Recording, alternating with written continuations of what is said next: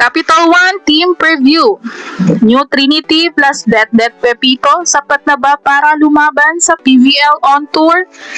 May bagong armas nga ang Capital One Solar Spikers, pero sapat na ba ito para maayos ang pinakamalaking problema nila noong nakaraang conference? Noong huling conference, pinakita ng Capital One na kaya nilang makipagsabayan sa mga top teams. Ngunit sa mga crucial moments, madalas silang kapusin sa consistency, reception, at depensa. Kapag hindi maganda ang first ball, nahirapan silang makabuo ng kalidad na opensa. Pero ngayong PVL on Tour 2026, mukhang seryoso na ang Capital One na baguhin ang kanilang kapalaran. Lahat ng mga mata ngayon ay nakatutok sa kanilang bagong Trinity, Bella Belen, Vani Gandler at Erica Santos, times Det Pepito. Si Bella Belen ang inaasahang magiging leader ng koponan. Sa kanyang all-around game, kaya niyang magbigay ng puntos, tumanggap ng serbisyo, at magbigay ng enerhiya sa buong team.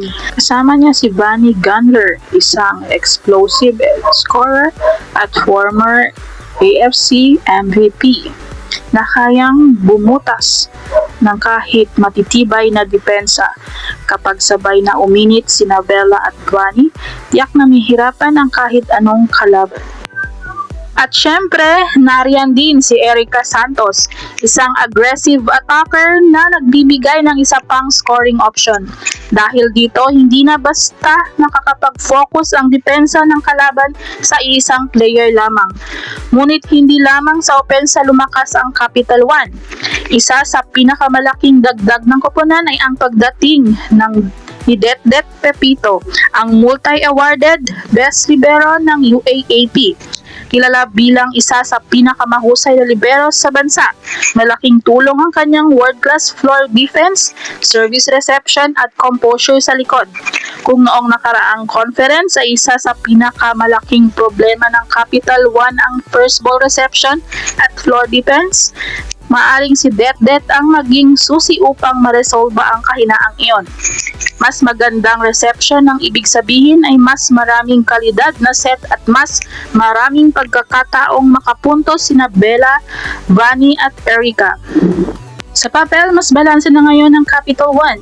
May mga scorer na sila, may veteran leadership at ngayon ay mayroon na ring elite defender na kayang patatagin ang depensa ng koponan. Hindi lang sina Bella Belen, Vani Gandler, Erica Santos at Det Pepito ang dapat abangan. Nariyan din si Kai Cepeda, isa sa mga promising rookies ng Capital One at kasabayan ni Det Pepito sa rookie draft. Kilala sa kanyang athleticism at mataas na potensyal, maaring maging mahalagang bahagi si Kai ng rotation ngayong season.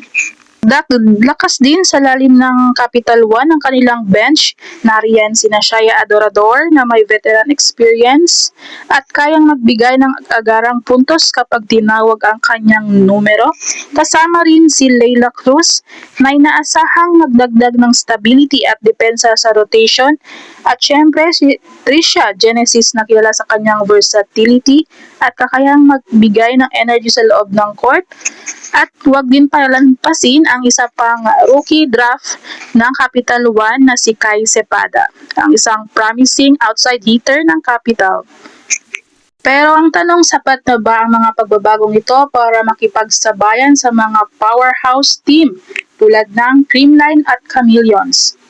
Kung mabilis na mabubuo ang chemistry ng buong roster, hindi imposibleng maging isa ang Capital One sa pinakamalaking dark horse ng ngayong PVL on Tour 2026. Ano sa tingin nyo? Ang pagdating ba ni Vani Gandler, Erica Santos, Det Pepito at Kai Cepeda ang magdadala sa Capital One sa panibagong antas o may kulang pa rin ba sa kanilang lineup? I-comment ang inyong prediction at huwag kalimutang mag-like, subscribe at i-click ang notification bell para sa mas marami pang volleyball updates.